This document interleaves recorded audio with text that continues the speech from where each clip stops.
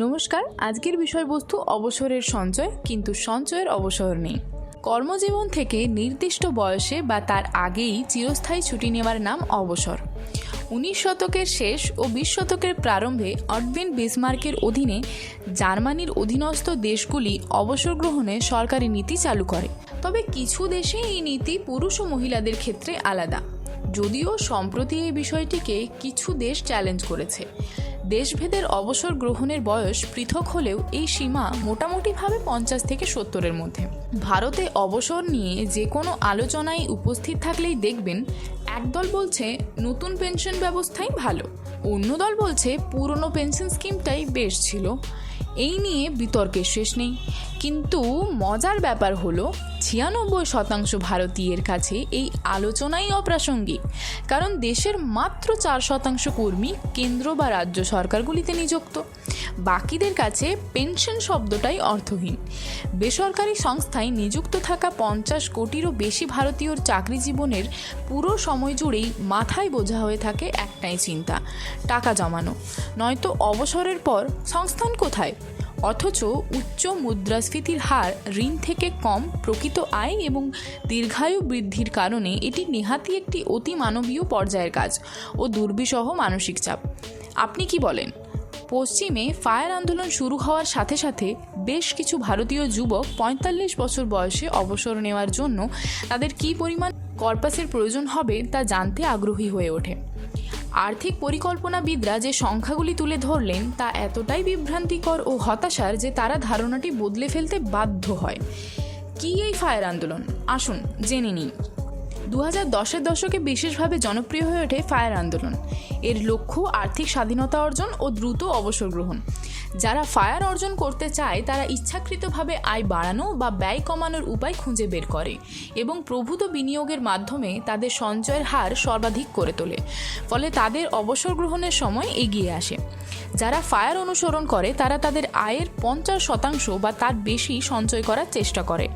সারা জীবনের মূল লক্ষ্য থাকে সঞ্চয়। পশ্চিমে অবসরের থাম বিধিগুলি বলে নিরাপদ প্রত্যাহারের হার, অর্থাৎ 30 বছরের অবসর জীবনের জন্য তহবিল দেওয়ার ক্ষেত্রে অবসর গ্রহণের কর্পাসের অনুপাত মাত্র 4%।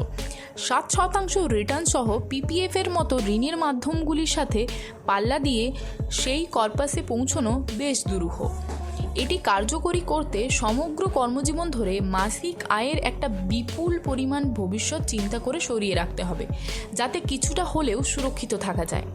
কিন্তু এই তথাকথিত সুরক্ষার চাপে দিন প্রতিদিনের বর্তমানই মানসিক স্বাস্থ্য ও অনেকাংশেই শারীরিক স্বাস্থ্যের দিক থেকেও যেন ভয়ানক হয়ে উঠছে। রাজন রাজু এবং রবি সারাওগির একটি সাম্প্রতিক গবেষণাপত্রে পরামর্শ দিয়েছেন 4% প্রত্যাহার হারের নিয়ম ভারতীয় পরিস্থিতিতে অন্ধভাবে প্রয়োগ করা যায় না।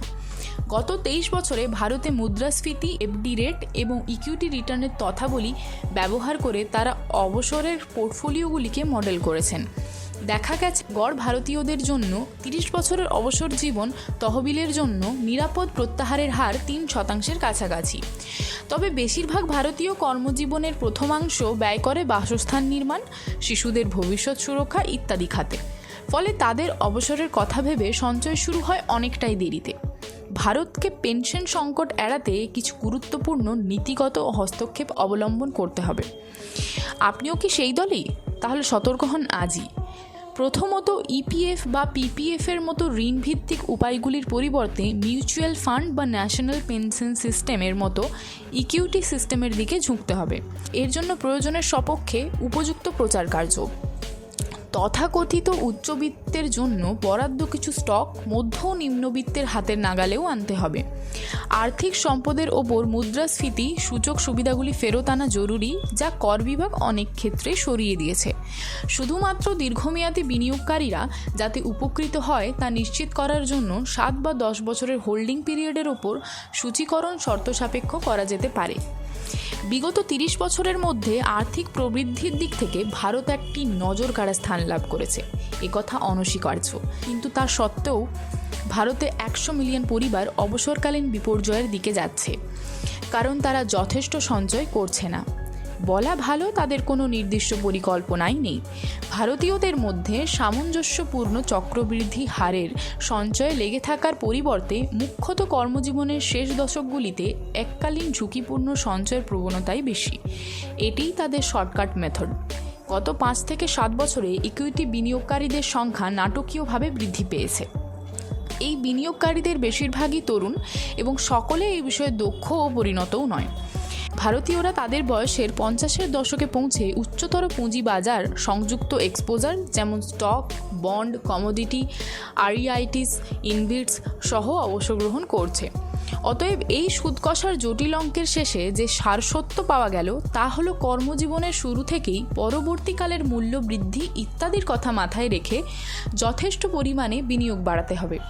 আচমকা সঞ্চয় নয়, বরং ধীরে ধীরে ভরে তুলুন আপনার সুরক্ষার ভাণ্ডার। তবেই আপনার অবসরে সঞ্চয় ও সঞ্চয়ের অবসর দুইই মিলবে। আপনি কোন পদ্ধতিতে আর্থিক সঞ্চয়ে বিশ্বাসী? কমেন্টে জানান আপনাদের মতামত। ভালো লাগলে লাইক ও বন্ধুদের সঙ্গে শেয়ার করতে ভুলবেন না এই গল্প।